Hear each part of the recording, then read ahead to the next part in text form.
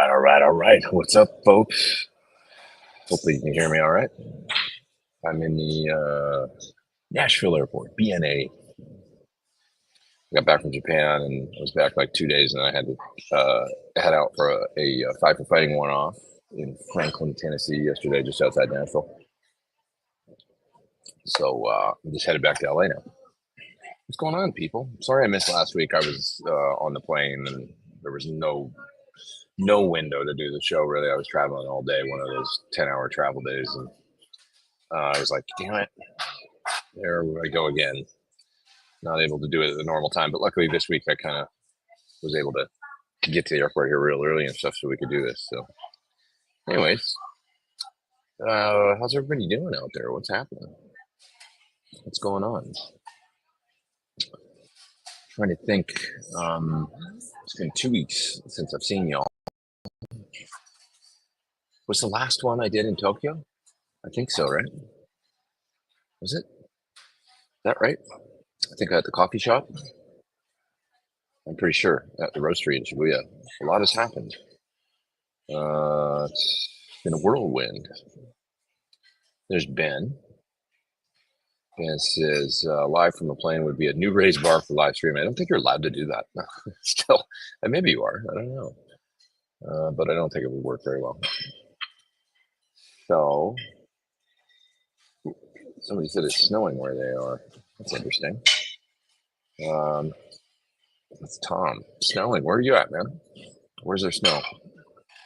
It's still warm here. I mean, it was like a summer day yesterday. It's crazy. We played outside yesterday. Luckily, it wasn't like too crazy hot because pretty much direct sun when we played. Yeah, it's unseasonably warm everywhere, of course. That's the world now. Tokyo, when I left, it was like summertime still, basically. Got a couple cooler days when I was over there, but more often than not, it was like high 70s and still humid. That summer kind of humidity. So, who's over there in Paris? Let's see. That's Coyote Stardust. Greetings from Paris, but just an American on vacation. That's cool. Go to the, I think it's called the Breeze Cafe. That's how you pronounce it. Briezh. They have a few locations in Paris. It's the best galettes I've ever had. It's one of my favorite things in life. They have their own farm. They have very, very special French cider, because cider and galettes are a thing. So that's what I recommend you do. You go there and get yourself a delicious savory galette. The complete one, complete, however you say it in French. Egg and ham and cheese and little cream. Amazing. My favorite thing for breakfast on earth, I think. But any time of day. And they make a bunch of different kinds. The Nordique one is really good too, which is like smoked salmon. Really, really good. There's one in Saint Germain. There's one in Marais. Where else? Kind of north of how do you say it? Les Halles, north of the Châtelet massive underground station. There's one up there in a fun little zone. Those three for sure. I mean, that's all like very central Paris. So try it. Briezh. Just go there and eat. Please report back next week. Tell me how it was. I'm jealous. All right. Anyone have any suggestions for earbuds for a guitar player using Shure 535s, but at times my guitar tone seems harsh? Yeah, earbuds always a struggle. I would suggest. I mean, they're just never my favorite. I'm always trying or wanting to try new ones. I haven't for a number of years, but I would maybe, in the kind of mid-priced in-ear, not too expensive 3-driver range, the UE7s are always kind of a guitar player favorite. I don't mind them. They're okay. They have real nice mid-range and not too much extended tops. You might like that. My complaint with in-ears is actually often that they're too dark. So the mileage may vary, but UE7s are kind of made for singers and guitar players and strong mids. So give that a try. I'm actually wanting to try some of the furs, but they're so expensive. I don't know. you know, if I'll do that or not for next year's touring. Maybe. Might see if I can get into some uh, and just bite the bullet. But I'm gonna contact the company and stuff and see what we can work out. But yeah. Anyways, for FIR, they're supposed to be really good, but they're not known to be dark. They're known to be actually quite clear. So it might be the opposite of what you want. But a harsh guitar tone, you know, when you put it right here and it's that SM57 on a speaker kind of thing, it just might not be what you want to hear. Are you using a modeler and stuff would be my other question, you know? Are you using a something that would, you know, maybe there's a different IR. Maybe you can make a compromise because generally speaking for live, a darker tone or a less super clear on the top end tone is not a bad thing. Like, so in other words, like when I'm positioning an SM57 on a guitar speaker for live use, many times I'll put it further out into the paper away from the center of the speaker than I would in the studio. So the same sound that I like in the studio, you know, for clarity and all that stuff might be a little too bright through a PA for live. I find that often. So, yeah. Who's that? So I guess I didn't finish my thought there just before I move on to the next thing. Try a darker speaker sim maybe, and maybe it'll sound better in your in-ears. And I bet at front of house it'll be fine too, and they won't care. And then they've always got room to add a little high end in the PA if you need more clarity or something. That's what I find. Better to have a little darker. I don't like it when I hear, you know, the front of house saying like, "Oh, I'm cutting some frequencies in your tone because it's too bright in the PA." That always bothers me. It's like I'd rather give you a warmer tone and then have you just pull it up and say, "So that sounds great in the PA." Because generally speaking, I think they're adding, you know, they're doing things to the PA to make it brighter. So maybe that just equates to if they're EQing the PA overall for clarity or whatever they're doing. Then if you've got too much high end in your guitar tone, then they'll start pulling stuff out of your guitar. I don't know. I think that's kind of what happens. Better to give them a slightly warmer tone, and then maybe that just works better for you in your ears too. Try that first, maybe before changing in ears. I'm assuming you're using IRs. If you're not, just move the microphone out a little bit, or try and warm a microphone. Often you'll see rock guitar players like Slash and stuff. They're using ribbons on their guitar cabinets live. He uses those new Shure ribbons with the red grills on them. You know, and then in the studio, they're not doing that. Probably they're using a 57 blended with a ribbon or something, or using, you know, often. But live, you'll see a lot of, you know, sort of either condensers or which have more fulls, lows. They've got plenty of top end, but also more full lows, less of that upper mid cut like a 57 has. Or sometimes you'll just see ribbon mics, like the Shures, that'll handle a lot of level and a nice warm tone in the PA. That's stuff to think about when we're talking about this. Okay, so the range, you just stopped by to say hi. Well, thanks for being here for a second. Take care. Is there a better EQ pedal than the MXR 10 band? Probably not. It's pretty great. You know, I like the new Boss programmable one. I think it's the EQ 200. That's really nice. Source Audio also makes one that's pretty cool that I did a video of on my channel. It's smaller than the Boss. The good old Boss GE7, cool. But that MXR, I really like the MXR, actually. I have one, kind of the black one. It's, you know, and I've actually used it even on like the line out signal coming post load box to kind of EQ the guitar tone and shape it, like whether you're, you know, running it into a power amp in another cabinet and effects and stuff like that, or maybe just, you know, right into a computer to an IR or something. It works really good there too. So I'm a fan of the MXR 10 band. I would just go with it if you've got one or something. Access to one. Yeah. I had galettes last night and they were gluten free. Yeah, generally if you get it's buckwheat, and so, you know, most places in France, proper galette will be gluten free. And you can even get the sweet ones, you know, then that normally, you know, crepes are made out of a different kind of, you know, batter that does use gluten, but you can ask for generally in places a sweet crepe, you know, something Nutella and all that on it, with strawberries and stuff with the gluten-free batter, and I like it actually. I think it tastes pretty good. It's just not as doughy and sweet, and puffy, but it's still good. Anyway, yeah. Are you still with the Classic Rock Show? They were on TV the other day. You were not with them. Yeah, they did a kind of Halloween thing over in the UK. They asked me to go, and I just there was no way I was coming here. So I had this gig on the books for a long time. I did a Fight for Fighting one-off, and it's a long way to go anyway. They said we totally understand. We're covered. Don't worry about it if you can't make it. So, and I've seen a few questions. Are you going to be with them next year? And I assumed that was why, because I wasn't on TV the other day in London with them or in the UK. Yeah. Alex D, who's one of the singers that also plays some guitar, he filled in for me, and they did some, I think, 5 different tunes, like playing in and out of the This Morning show, which is a big, morning show in the UK on Halloween. Kind of, they did a bunch of, like, I think Don't Fear the Reaper and Enter Sandman and stuff like that. Much kind of like, spooky tunes or something for Halloween. So, but yeah, I didn't want to go all the way over the pond just for the one gig, and I couldn't anyway. Excuse me. So there you have it.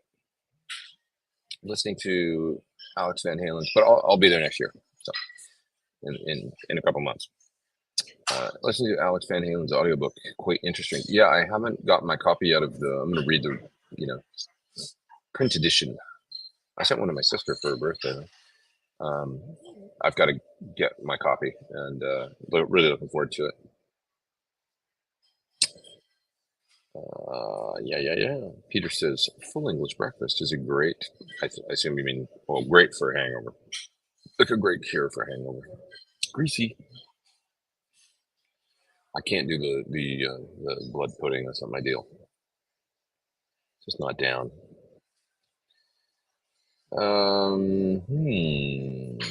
Let's see. Did you see the Alex Van Halen thing he did last week or so in California? It's on YouTube. I've watched bits and pieces, but haven't seen the whole thing. I was kind of in Japan when it was all happening. And, I'll have to check it out. Drinking my coffee. It's delicious. It's just adequate, actually, but it's working. What do we got here? Is this an in-ear recommendation? Go budget, get some KZ AS10s. Is that an in-ear, Todd? Is that right? I wonder. Joe says, Todd, I use KZs as a backup. They are worse. Interesting. Most of our bands switched to furs this year and seem to love them. Interesting, Matthew. Do you have them? I'd like to give them a try. They're so expensive. I'm surprised, actually. There seems to be a lot of Converse. They must be great because the prices, they're a couple grand. Most in-ears, people seem to drop between $600 and $1,200 for your average pair of 3-driver, 4-driver, 5-driver in-ears, right? But the furs are double, at least, if not more, and people seem to be digging them. So,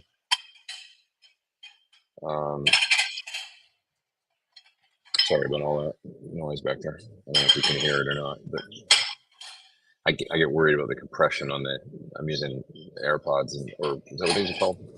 And I know they make sounds that in real life don't sound that loud, just explosive often. So hopefully those dishes rattling back there, or maybe you can't hear them at all, or maybe it's incredibly loud. I don't know. I'm using Quad Cortex typically when I'm using in-ear monitors. Yeah, so try just, using the darker position on the cabinet if you're having an issue with too bright kind of thing. For those just joining, I'm in the Nashville airport on my way home soon. And I seem to have selected a position where there's a lot of dishes being placed. Sorry about that. Fur, sorry, I missed what that is. So they're a brand of in-ears that I've heard nothing but good things about. I haven't personally tried them yet, but I'm looking forward to giving them a try one of these days because I've heard great things. They're supposed to be really good. All right, let's see. Could probably dial back some harsh frequencies from the in-ear mix with either parametric or graphic EQs, depending on what's available on mixer used for the monitor mixes. Yeah, that's true too. You could probably on your master, on the master send, maybe just dial it in a little better. You know, pull out some. It depends on what you're hearing is harsh. You know, you could probably figure it out though. Just kind of, I like to set a fairly sort of narrow cue and then just sweep around until I find what's bothering me and then put a little dip there. So Spiru Blake says, I watched a few videos about buffers and some people say they're extremely important for good sound. Use a dedicated buffer. Well, there's a dedicated buffer in my switcher. So my Musicom Lab switcher has buffer in it. I'm also running into on my pedal board my main board has a Friedman buffer bay, so it's got a Cornish style circuit buffer in it, and usually if I'm playing live, I'm coming out of a wireless, so that's a buffer. So there's all kinds of buffers going on. I was in Friedman's the other day, and they were trying to track down the source of. There was a basic pedal board in there, but it was still the guy was experiencing some loss, and there was a lot of Boss pedals on it. It was really interesting because we actually got really deep into while I was in there, like testing the different pedals, even on a meter, and looking at the signal coming out of them. And not all are created equal. It was interesting. There was some loss with some, other ones seemed to be right at unity gain. It was weird. It was like, wow, there's really, when you get right down to it, it was interesting. But at the end of the day, the answer we found was buffer at the beginning, buffer at the end. So that's kind of the, to make up for any loss from other pedals. Kind of seems to be so like you can have a buffer at the beginning, but then another pedal in the middle might be creating an issue somewhere. And then what ends up coming out of the board isn't, I always thought buffers drive all the way through, but and generally sort of do, but I think a pedal in the middle that's got this can be a compromise in layman's terms. You could ask Dave why, maybe on Tone Talk or something, but at the end of the day, it seemed to work to have buffer at the beginning, buffer at the end of this particular pedal board. And that's kind of what I do sort of with my board, generally speaking, I think. So, and yeah, I mean, buffers, they just, drive long cables, basically. So, the guitar is a high impedance beast, generally speaking, unless you're using EMGs or something, active pickups, and you can get some loss. And the more cable you add, if there's no buffer involved coming out of a guitar, you'll always get lost with every foot of cable. You'll get a certain amount of capacitance and buildup and stuff like that. And just kind of has the effect of darkening the sound. So buffers, yeah, I would say in summary, they are kind of extremely important. It just depends on your particular rig and your particular situation. Where they should be, whether you need one, whether you need two, that kind of thing. And this is also, gets more complicated as we start talking about effects loops and effects in the loop of an amplifier. Having a properly buffered loop in an amp is a really big deal. If the effects loop is designed right, you probably won't need anything extra. If the effects loop is not right, then sometimes buffers on the way in and out of a loop on the way to effects can be helpful to kind of mitigate the problems that have substandard loops on mini amps can introduce. Yeah.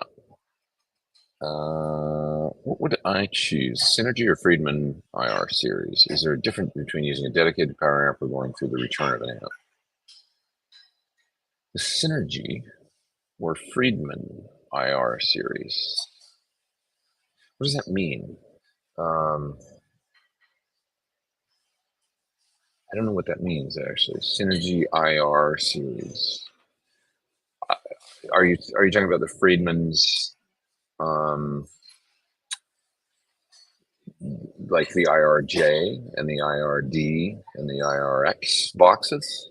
I'm just wondering if that's what you're referring to, or if you're actually referring to the IRs that they use in like Friedman products. And then I'm not really sure what synergy.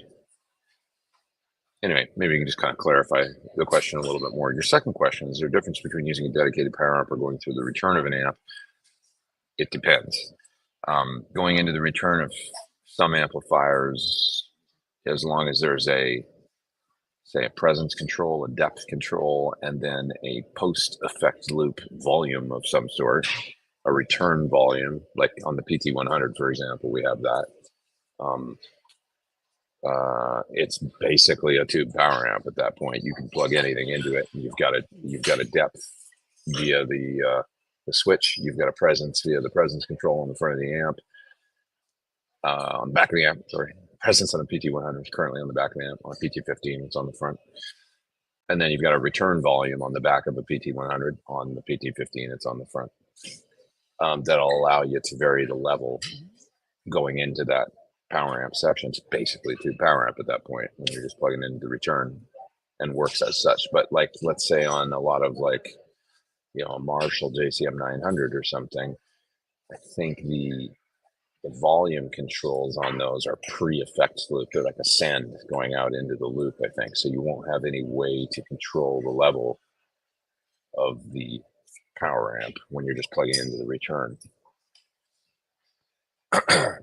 So it depends on the amplifier. You'll want to be aware of that, because just you kind of need to use an amp with a volume control on the return if you're going to use it as a power amp, or otherwise, if you just plug anything into it, it'll work, but you just won't have control other than the output of, say, your modeler or whatever, your preamp, whatever you're plugging into it. And it can be kind of a compromise. So it just depends. It's like sometimes, let's say I want to use a second amplifier. Let's say I want to fly somewhere when I've got a PT15, and then I'm like, I don't want to bring another amp, but I want to run in stereo. So I want to have the second amp use the return to be the other half of stereo, right? If I just get any old Marshall that shows up, I won't have any control over the volume of that second amp. So that doesn't really work. So it depends on the amplifier, and you're going to want an amp that has a post loop, level or volume control. So I'm just going to send a text here to Britt. Just doing Sunday Live.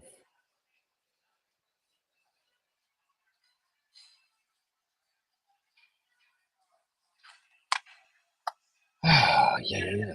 Okay. Yeah. You guys are talking about the Alex Van Halen interview and book and stuff. Totally looking forward to it. I'm going to check it out. What show are you doing now in Paris? Oh, and I'm not in Paris. I'm in Nashville. I was just recommending to another person that's in Paris, that's in the chat, where to go get a solid galette in Paris. But I'm in Nashville, and I just did a Fight for Fighting gig in Franklin, Tennessee yesterday. So just on my way back from that. Enjoyed your Japan IG stories. Thanks. Excited to go back there on tour in 2025 after a 6-year wait. Enjoy T-Top. It's great. Really, really good. I had such a great time. I've been working on my Japanese every day. Like, Mainichi Benkyou shite. Study every day. Yeah. Let's see. Furs are a brand. Yes, furs are a brand of in-ears that are supposed to be really great. Haven't tried them yet, so I can't endorse one or another, but I've heard good things. Sounds like they're trying to break the dishes. Yeah, like it's these things. The ear, AirPods, they compress in a way, or maybe it's the iPhone that does the compression. But I know when you hear a quiet sound, often I get people on the other end saying, "What is going on?" Like it sounds like the world's ending, And it can just be a sound that's 20 feet away off in the distance. It doesn't sound that loud to me. So you guys found that too. It's a little frustrating. I wish they'd fix that. But Anyways, this is interesting. Some of you have tried these. So I tried the main for model with the SETA Universal Buds. They sounded great, but it wasn't during a show, so it's hard to gauge. Kinetic bass driver is supposed to be really helpful with fatigue. That sounds good. Probably good for the ringing of the ears and stuff. Um, so kinetic bass driver, does that mean it like has a port or something to relieve air? So it's not too loud or something like that? Uh, let's see here.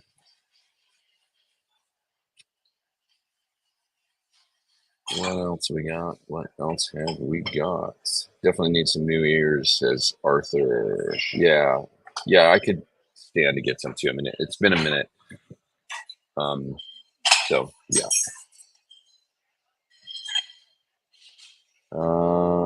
Thoughts on tubes up or down in amps?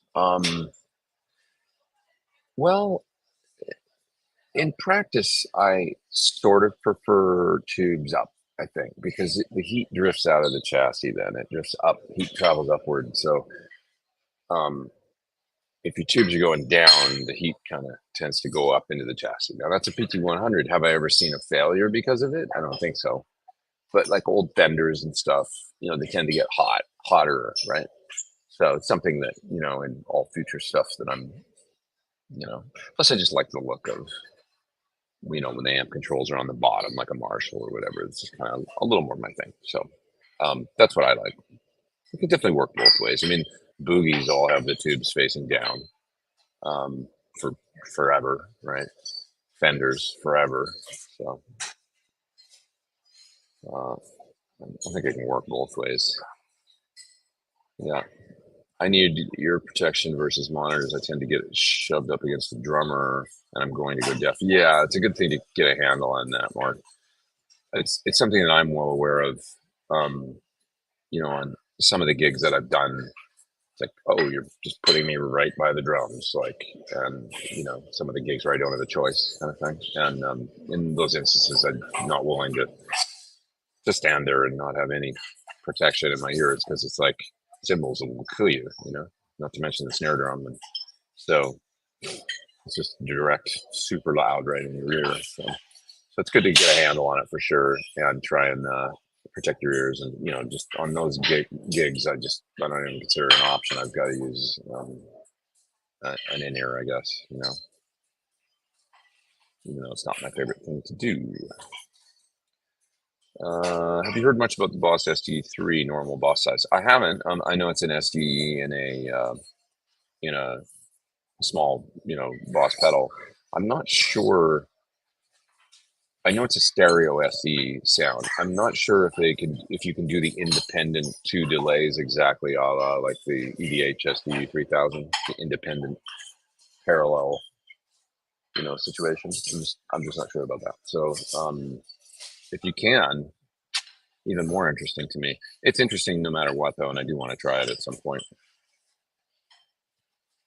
Nano Cortex or Tonex? You can only have one. Oh, geez, I don't know. Don't make me pick. I haven't even tried the new software for the Tonex, so I want to try it because I know now there's some stuff going on in there that I want to try. So I haven't tried, but it's like saying Infinity or Lexus or BMW or Mercedes. I mean, but we got good options. Both are good options, I think. So, yeah, yeah, yeah. Yeah, yeah, yeah. What else we got here? Let's see. No politics in the chat, boys. No politics in the chat.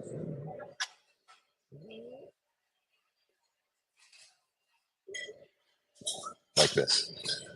Sorry, now I've highlighted it. I was trying to get it out of there. I'll highlight something else. No politics in the chat. What else we got here? Let's see. He's talking about Synergy preamps versus Friedman IR pedals. Oh, so nothing to do with impulse responses, but just the two products, right? Basically. Well, the Synergy, yeah, I see what you're asking. That'd be an interesting YouTube video, like a direct comparison between, say, the Friedman IRX and his VE module, both running into the Synergy power amp, maybe to see how close they are. Um, my guess is they're probably pretty darn close. I'll tell you what I am experimenting with right now that I do think sounds really damn good is that Soldano X88-IR preamp. Another well-known guitar player, a friend of mine that you guys would definitely know, hit me up and goes, "Am I crazy, or does that thing sound awesome?" It does sound really good. Great sounding. So many options these days. I don't know, but I haven't direct AB'd the Friedmans with the Synergy modules. So one thing, I mean, at least with what's currently available, is of course the Friedman pedal gives you the IR option, and some different options over. I think I might try and move here, guys, because I'm just constantly putting stuff down behind me here. Maybe not. I don't know. Kind of busy over in the rest of this lounge. So I don't know if it'll be any better if I move. I guess I'll just roll with it. Unless you guys are like, that's totally annoying, like the plates and stuff. I'll just hang here. Lost my train of thought. I think they're different products a little bit. Obviously the Synergy is geared more towards rack. A little more towards using a cabinet. Not that you can't do that with the Friedman, you obviously can, but it's a little more going to be geared towards that going direct. And for a pedal board camp, other one's a rack plugging into a power amp camp. Could you use it with IR? Sure, but it's a little different, So I don't know that they're really that comparable. I mean, as with many things in this business, you can configure them in different ways to use, in the kind of the amp and modeler business and stuff. But some are sort of more geared towards a certain purpose, I think. So I would say, the kind of person that just wants to run direct and record direct is probably not going to be as interested in the Synergy preamp modules, at least with the current configuration, as they are in the Friedman product. Or the kind of person that wants to plug into a cabinet and play through a power amp and speakers is probably going to maybe be a little more geared towards the Synergy. Make sense? Even though both cross over and you could use either in the other way, vice versa, whatever. You know what I mean? So, Jason finally made it for a live for the first time in over a month.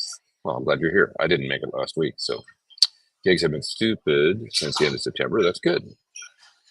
But yeah, as with me, it's like when you're traveling, you're out busy doing stuff, you miss the hang, and I missed the hang. I missed all of you last week. I'm sorry about that. Britt had a cool gig the other day on the Kelly Clarkson show. Yeah, she was on the Kelly Clarkson show the other day. That's right. You noticed. She just texted me. Her ears must have been burning. Somebody just mentioned on my live stream that they saw you on Kelly Clarkson the other day.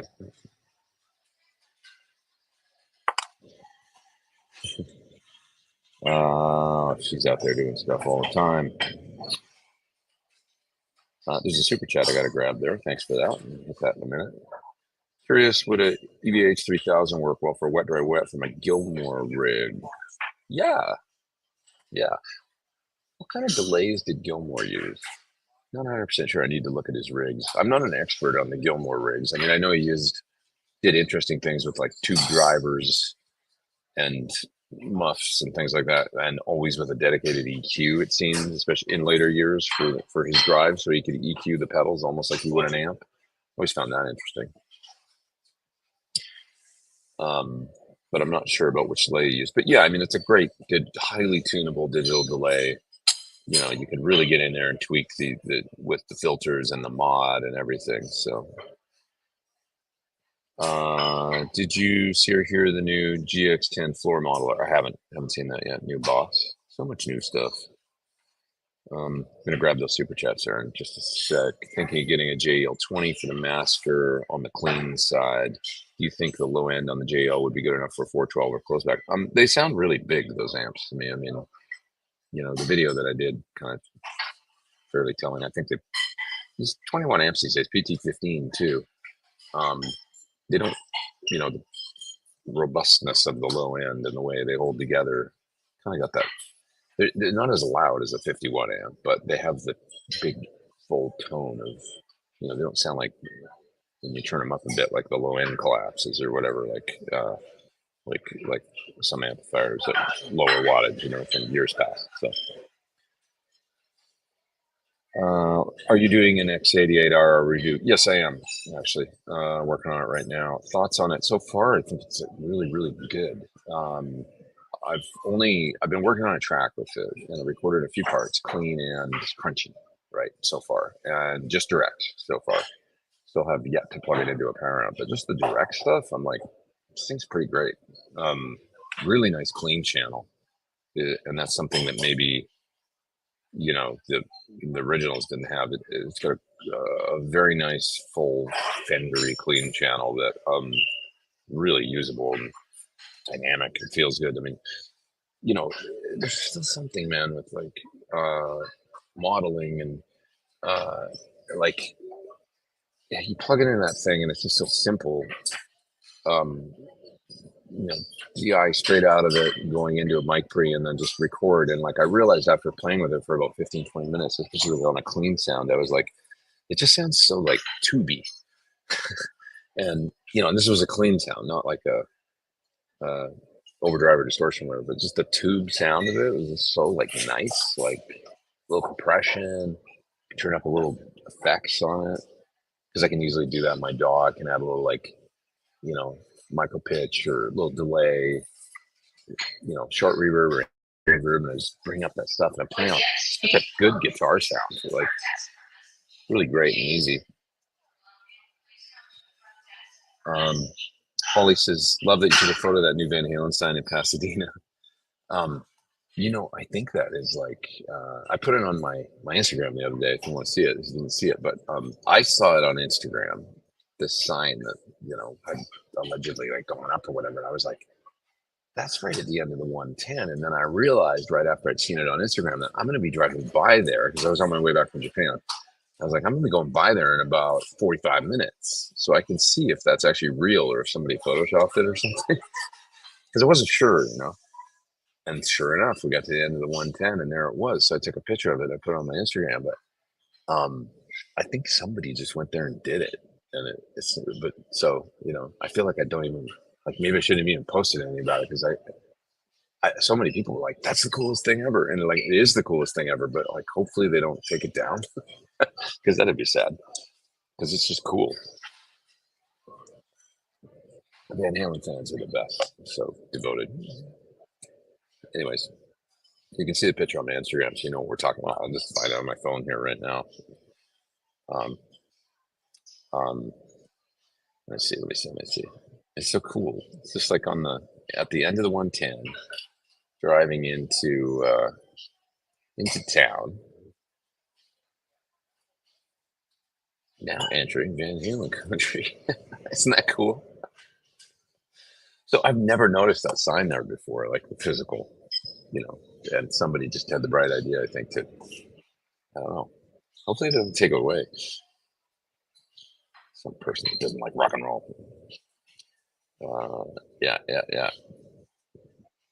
Okay, super chats. Let's do a Matthew says, I'm a Nashvilleian over in London for the next 3 months. If you have any guitar or coffee shop recommendations, I'd appreciate it. So for guitars, I would go to Peach. It's outstanding. Guitar, and Epsom. These are sort of suburbs. Anderton's obviously great. All kind of outside of London, but like, encircling London. So maybe hit those. Anderton's, Peach, and the guitar, the Epsom location, I think is the closest. And coffee shop recommendations. God, there's good coffee everywhere there. Some great, just look on Google or Yelp and find some good local stuff, depending on where you are. Excuse me. There's some great ones. Like there's at least 4 or 5 in sort of Soho area that I found the last time I was there that are, super indie and great. So lots of good stuff. But I love the tones I heard from the X88-IR, but I'm hesitant for such a large purchase and reliance on the digital component. Well, it's an analog preamp. I mean, it just has the IR thing built in, so you don't have to use that if you don't want to. And the lifespan, I mean, I still feel like, this is an argument that came up back when we did the PT15. Technology is going to improve, and it's going to be obsolete. It's like, not. I mean, does it sound good now? Does it sound like a mic'd up amp now? Because it's basically a super high end converter already. Here's the thing: like, guitar sound is not a super hi-fi. There's nothing going on below like 80 hertz, and nothing going on above 6 or 7K that you want anyway, right? So, and converters are always like way beyond that. So it's like the only thing that you're really adding, is milliseconds to the IRs. Like, as the chips get better or cheaper or whatever, I guess you can do longer IRs, but you don't really need them because there's not much going on beyond, a very short IR anyway. I sort of showed in a video a long time ago, there's not much going on past 20 milliseconds. Now, some IRs, if you've got certain ones, they have more going on. And if you want ambient, like room sound built into the IR, okay, sure, you can go 40, 100 milliseconds, 200 milliseconds, even 500 milliseconds. But 500 milliseconds is like, I've never seen an IR that goes out to 500 milliseconds that isn't like almost a room mic. It's unnecessary. I think, like, even a 200 millisecond IR, which is like the shorter ones that Celestion, they like, what do you want all that? It's basically you're getting into reverb then. So, unless you're doing a room mic IR, like the Celestion room mics, and you're not going to do that with that Soldano. So anyway, the point being, long-winded way of saying, just don't worry about it. You get that thing, and you're going to be able to use it for the next 10, 15 years or maybe forever. And it's not going to matter. If it sounds good now, it sounds good.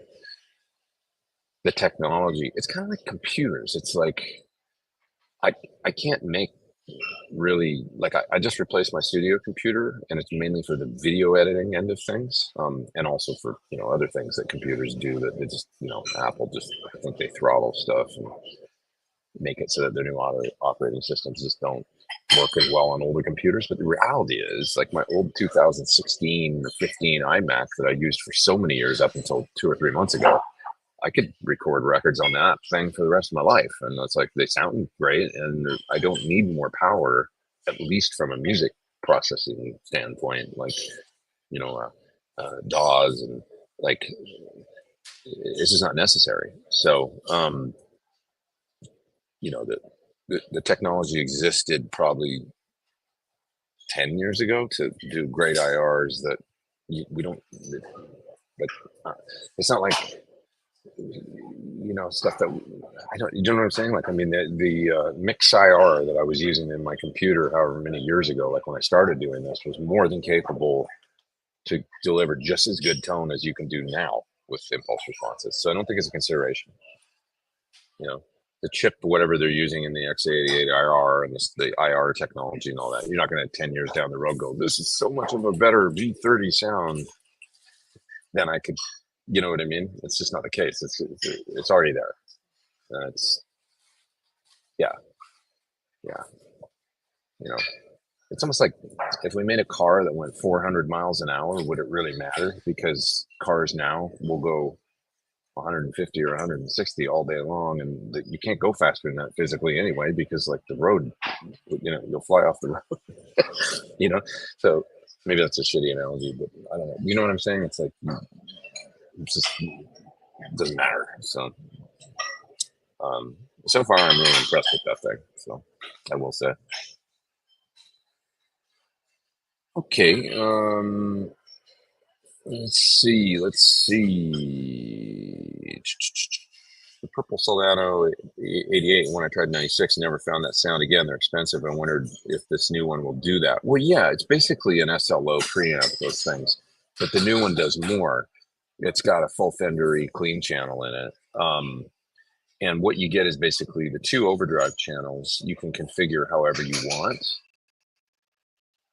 So uh, you can configure like both to be SLO style lead channels. You can figure one to be a crunch and one to be a lead. And then you get a bright options, tight option, which the original didn't have. And then the clean channel has a couple different bright settings on it, so you can mess around with that. It's a more full featured thing. And then we're not even talking about the IR stuff, which is pretty cool. So does it sound like I like it? I think I like it. I think it's really good. But yeah, I mean, the idea of having that kind of in a rack and then just able to plug in and get those, like, there's something about it, the form, because I still love rack. I mean, it's like you're mentioning here, Ian, like I need a hole in the head, but so tempted to order it, partly just to popularize rack gear. Well, there's something about rack gear that's like, it's just in a studio where you can just plug in and then get it routed, or you can use it at patch bay, and it's just, there's something about it that's really appealing, so yeah. What do I think about the Orange Crush 35 RT? It's a solid state. I haven't tried that, but I will say that if Ty Tabor likes stuff, I mean, I think he's into the orange solid state stuff. They seem to be good sounding amplifiers, what those guys are doing these days. So haven't tried that particular model though. So yeah. Another super chat here from Son of Pyro. Hope you're well. Been looking for an EQ. Thanks for your comments on the MXR10 band. Yeah, I think it's a great EQ. Good old MXR10 band. Well, that's interesting. The Boss SD3000D is 50% off at Sweetwater. $250. Wow, that's a pretty great delay pedal for $250. No doubt. 2 delays in one. Thank you for posting that. Thanks, Senator Pyro. Thanks for the super chat. Appreciate that. But that's a good heads up for everybody here. That's a hell of a dual delay. X88-IR is fantastic. Had it for a week and it's just awesome, incredibly well built, and sounds amazing. Yeah, I definitely think it's a winner. My video will be coming, should be end of the week. I'll have it done by then. I'm enjoying making it though. Oh yeah, of course, Gilmour used a Benson Echo Rec, but he didn't use it later in the 80s and Pulse era and stuff. Like, what was he using in his rigs live? What delays did Gilmour use? Did he use SD 3000s or maybe TCs? Maybe he used TCs, like 2290s or something. I don't remember. Have to go look. There's those great like Gilmour-ish sites and all that where they really get into it.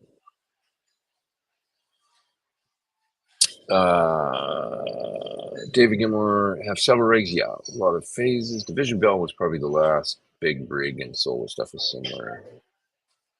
I've heard good things about the shows recently. Like he did 3 nights at Hollywood Bowl. Pretty cool. Cornish modded DD2s. Wow, that's interesting. It's pretty basic, but why not? One more super chat I gotta hit there in a second.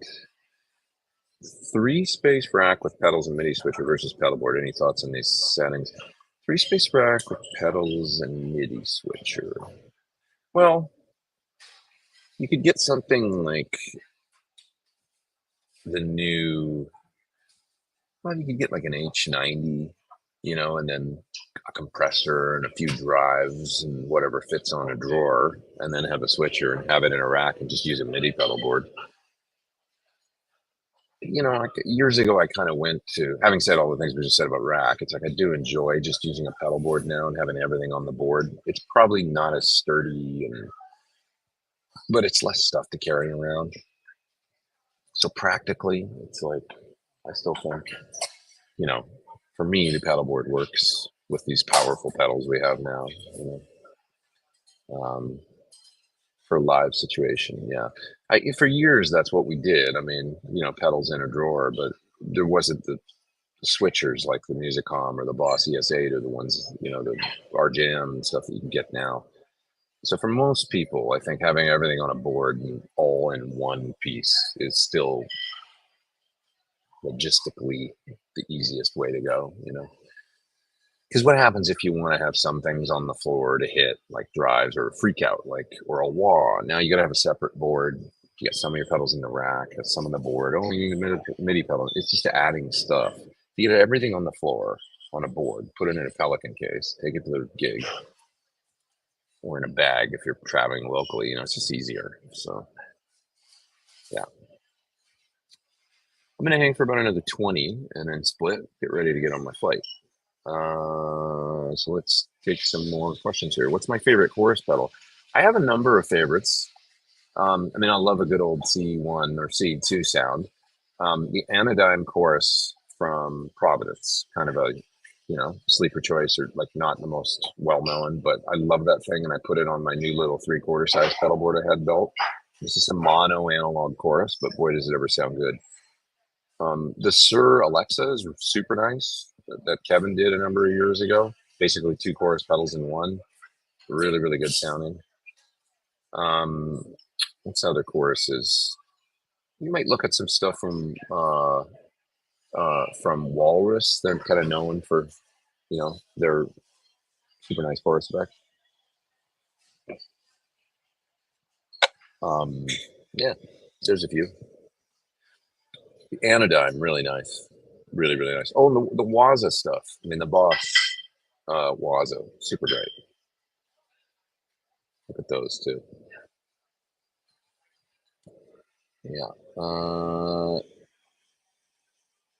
Let's see. Greg's. Somebody recommending Greg's in the UK. Greg's is like, you go there to get a sausage roll and a coffee. I can't eat at Greg's since they don't do anything gluten free in there. But I know people that love Greg's. Costa's okay. Costa coffee, not bad. I think I prefer Cafe Nero to Costa. The Costa's not bad. It's kind of, you know, it's like a Starbucks. But I find there's other, you know, once you get over there and you hang, you find better. You know, I always go to the more independent sort of places, which is a ton of in England. So lots of good coffee. Costa will do it in a pinch for sure. What's the neck profile shape on your PT model with the Floyd? Same as my HSS standard. So it's a 1 11/16 width, little bit, just hint of a V in the back on up to the 5th fret, barely. You know, it's basically like a C with nice slim shoulders, but it's not a super thin neck or anything like that. So if you're used to the neck on my double humbucker one, for example, which is the even C slim, it's got a little more to it than that. Yeah, feels a lot like my 64 Strat, actually. It's really nice. Is the body hollow? No hollow stuff going on. It's just an older body on that guitar. Super chat, I gotta hit there in a second. I think there's 2 actually. Any chance of an update Apollo Sir Reactive Load Logic Pro video? I have it functional, but I can't mute UA audio console with you because then I don't get sound. That's a Logic setting.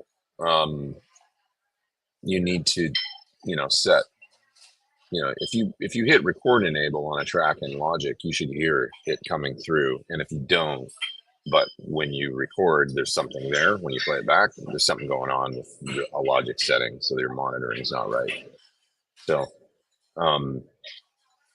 just a matter of figuring out what the setting is. You know, you should be able to hit either one of 2 buttons on the channel. So you record, you know, route a channel, plug it in, whatever. So you got your reactive load plugged into input 1 on your Apollo, line in. And then you have track 1 in Logic enabled, record enabled, or just the input button enabled. You should hear it coming through Logic. And if you don't, find out what the setting is, input monitoring or something in Logic, you'll change that and then you'll hear it. It's a simple preferences fix for sure. Okay. Those are doing the Californians. I took the 10 down to Alameda and then to the coast. I think Alameda goes to the Cove. But yeah, I know what you're doing there. Why don't you just take the 405 to the 101 to the 110 and just get out of here? Let's see. I hope you had a good past 2 weeks, says Metal Militia. I did. Have to go back and rewatch the start of this one. Please do. Please do. We've been talking about all kinds of stuff. There is a super chat. Do you have any experience or thoughts on the late 80s Laney AOR 30 or 50? Interesting question. I kind of like those amps. I have a sort of soft spot for them. They were the budget sort of amp that was an alternative to Marshall when I was growing up. Basically, I think, and you could confirm this with Friedman maybe, but I think they're pretty JCM 800 sort of architecture. I don't think they were super well made from what I've heard, but a pretty good amp for, if you want that Marshall thing. Probably highly moddable, tweakable too, if you got one and, send it to somebody like Dave to, make a couple tweaks too. But I think that's kind of the basic idea is they're kind of 800-ish, Laney's version of that. And yeah, I remember them pretty well. I mean, local stores sold them, and you would sometimes see people using them in local bands and stuff. There was more of those around back then than there is now. Like there's not that much Laney distribution in the US now. At least in Canada, because I was in Canada then, now come to think of it, but used to see them locally. Do you have any videos or tips on making distorted guitars sit well in a mix with lots of other tracks? Seems like the best guitar tones always disappear or sound bad. So high pass, everything around 80 or something, just get rid of the subby stuff. Sometimes you need a dip in the low mids, like somewhere between, say, sometimes it's like 190 or 200 is too much. And you need to dip down there just to kind of upper bass, lower mid frequencies. Sometimes it's 300, just kind of sweep around down there, and in your mix, just cut a little bit of that out of your rhythm guitars and stuff and see if that makes them not, like you can get them a little louder and they don't take over the mix with wool, if, you want to make them cut more, try, it really depends, but it could be 4K, could be 5K, could be 8K, try like an SSL channel strip, the high band, at 8K, and just kind of boost that up 3 dB and see what happens. That's kind of like a crystalline algae thing. I mean, he'll go more than that, quite aggressive up there. And with a good EQ, you can kind of boost it. It won't be crazy. So you can try that. If you want a solo to cut through, like it's like I can't get the solo to cut until it sounds way too loud, and then it just sounds like it's sitting on top of everything and not in the mix anymore. Try 2K. That's always my trick for solos. A little bit of 2K, 1.5 dB, 2 dB max, kind of a medium Q, maybe more like sometimes narrow, sometimes wider, right at 2K, and it'll just push the solo forward without needing to lift the fader anymore. It's kind of a vocal range thing, that kind of like upper mid low treble thing, but and a little goes a long way. So, but try that stuff. So in summary, high pass at 80 hertz, 100 hertz even, it just depends on the sound, whether it's like even higher maybe. Solos you can go even higher, 120 or something, because if you're up higher in the neck, you don't need any of that stuff down there. Just be careful not to make it sound thin. Check somewhere from 200 to 400, 500, mids. Sometimes scoop out a little bit. Sometimes 1K you can cut a little to make it sit a little better and be a little less unpleasant. I don't do that often though. 2K for solos, boost that a little bit, just gentle.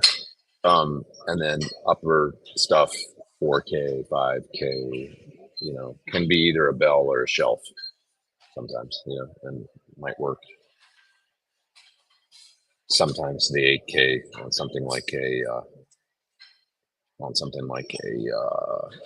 SSL EQ seems to be cool. There's a great plugin called the Cush Audio. Oh God, I'm not gonna remember the name of it. It's a Cush Audio EQ. It's just a 2-knob EQ. So the stereo one has 4 because it's 2 identical sides. How is that thing called? Steve Stevens introduced me to it years ago, and I use it sometimes to lift guitars. Really, really nice. The Clarifier or something. Can't remember, but it's Cush Audio. They make actually a hardware version, then they also make a plug-in version of it. Give that thing a try. Should really make guitars stand out. Good stuff. Thanks again for that super chat there, Son of Pyro. Appreciate that. Let's see. We got another super chat. I got a hit there. I got about 10 more minutes, and I got a split. Was Gilmour's rig ever small? You know, I don't know. It's kind of like the Edge. He always had this huge rig, right? It was big. Did you say you were connecting X88-IR mic pre and then interface? You know, I have been doing that a little bit lately. Friedman sort of told me that his, you know, the IRX and the IRD, you can clear this with him, but he told me that those things are designed to be running the mic pre's level wise. I was like, really? Okay. Like, why? But okay. And he tends to like that, like with direct things, running through a mic pre, you know, transformer and stuff that can be in. And he was talking about George Pahone from, you know, he plays with Black Eyed Peas, and then he's got his band as well. That what are they called? Cairo Knife Fight. And George likes to run the Axe effects into a mic pre, and then he says it sounds way better than just running an Axe effects direct. It makes it less direct sounding, you know, more real. And Dave heard him do it, and he's like, "I'll be damned!" Like, you heard the A/B comparison, it said sound way better. So, so with that in mind, the X88-IR, I thought, well, I'll try this into the mic pre, and I think I have to use the pad on the pre. I'm running it into my API,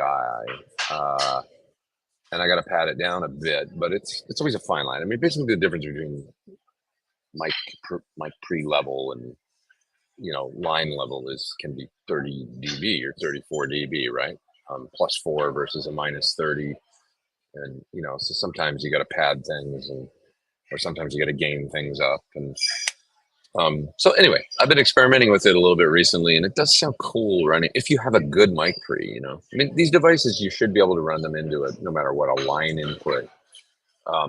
And then if you need some line gain, you know, on your UA interface or whatever you've got, you can gain that up a little bit. But if you've got a nice Neve or API, try it. Whatever sounds good, you know.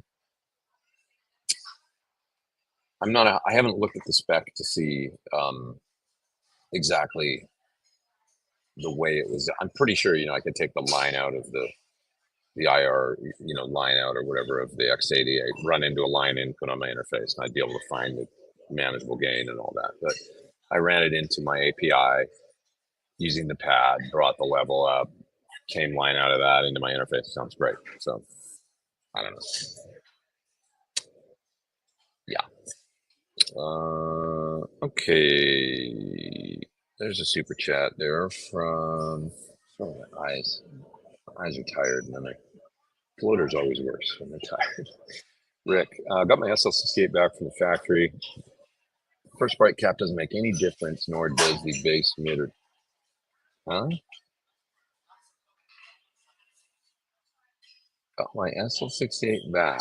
Now the first bright cap doesn't make any difference. How are you using the amp? Are you running into, because, you know, the bright will only work on the bright input. It won't work on volume 2. That's my first thought. Only on volume 1. I mean, that you might want to make a little foam video or something and send it to them if you're finding it's, I mean, the treble, the bass, middle, and treble don't work. That would be very odd. Did you do, yeah, I don't know why any of that would be. It doesn't sound right to me. So it's like they worked before and you noticed them and now they're not. I mean, you know, I don't mean to, you know, say that you're not using it right or something. I'm not implying that. But I'm just saying, like, this is just odd. just pointing out the obvious, that a plexi EQ is pretty subtle, you know. So like the bass and the treble and the mids do a lot less on something like the SM68 than they would on, say, something like a PT100 or something, where you'll notice them a lot more with the added gain in the preamp. But I don't want to assume that you know, if you're telling me, of course I know that, and it did more before, and now it's the EQ is not responding the same, then there's something wrong. So yeah, I would just hit up customer service, cs@sur.com. Did the EQ get lifted or something, you know, completely? It's not in the circuit. Amp would probably be really gainier at that point if that was the case. I can't imagine that's the case though. So strange. Okay, I got a super chat there from Peter. Hey Peter, what's going on? Thanks for the Sunday live from Nashville videos this week. X88-IR video coming this week. Also, the Source Audio Lo-Fi pedal. I'm spacing on the name of it right now, but it's a really cool pedal. It does like kind of lo-fi stuff and, you know, lo-fi mod and filter kind of effects. Really cool. I've got it. That video's all been shot for a minute, and I just got to get into editing it and get it out. So both those probably by Thursday, Friday, Saturday, I should have out later this week. So we'll have a couple of videos to discuss when I do this show next Sunday at the same time, same place, usual place. And I'll look forward to that. Thanks, Peter, for the super chat. Appreciate that. Appreciate all of you. Thanks for being here.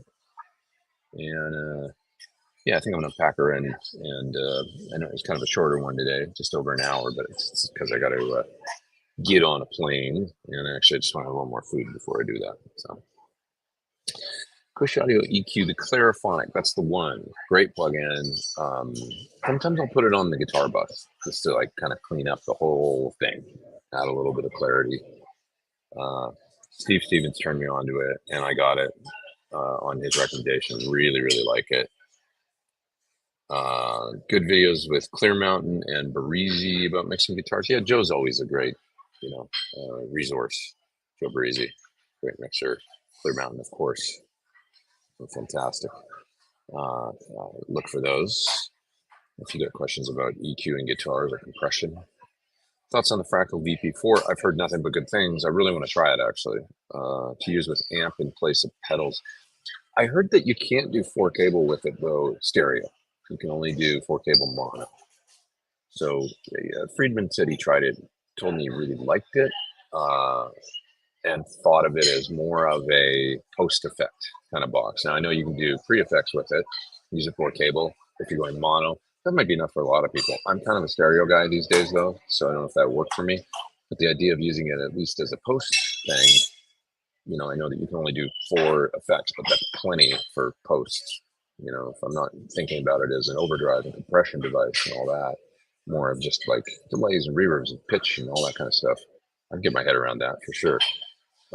Dave said it sounds fantastic, so that's interesting. You know, and he said it was quite easy to use too. So I really want to get my hands on one and try it out. Just that was the only caveat. I can't do 4-cable with it in stereo. So, you know, that I can do with a quad Cortex, and I have been, you know, using a quad. Like for instance, in the clinics I've been doing recently, I'm using a quad Cortex 4-cable stereo, using it for all my effects, and it's channel switching to PT15s and stuff like that, and doing and it works great. So 6 and 1.5 dozen the other. I'm not sure I would need, but of course it's a lot less money than a quad Cortex, the VP4, $699 I think. So different pedal for a different use. Although, like as we talked about earlier with the Synergy and IRX and all that, there's crossover. So that's life, I guess. Okay, everybody. So Rick says, yeah, the tone knobs don't work. Well, there's something wrong. There's something going on with your amp. Very strange. But contact customer service. If I was you, I would make a little video on your iPhone. It can be quick, 10 seconds. Show plugging into it, playing a chord, turning the knobs, nothing, hitting the bright, nothing. Send that in the email to customer service, start a ticket, and be like, hey, I sent this to you guys. I'm assuming you sent it in for the mods, like the bright and all that, and then they sent it back to you. I don't. That's as much as I'll comment on it because I'm not customer service for sure. But they'll take care of you. You know, and it's possible somebody didn't connect something right. I really doubt it, but you know that it would be very weird that that had gone out and not been play tested and everything. That they made sure that it was right. But who knows? You know, things happen. They'll take care of you though. At the end of the day, that's the you know, they'll be like, "We're sorry. Send that straight back over, and we'll take care of it immediately." So sorry to hear that. All right. Mark T says, "Later, everyone. See you next week." And I agree, and I concur, and I'm with you 100%. I got to split. So everybody have a great week. I'll see you next Sunday. Okay. Thanks very much. Everybody be nice to one another. Take care out there.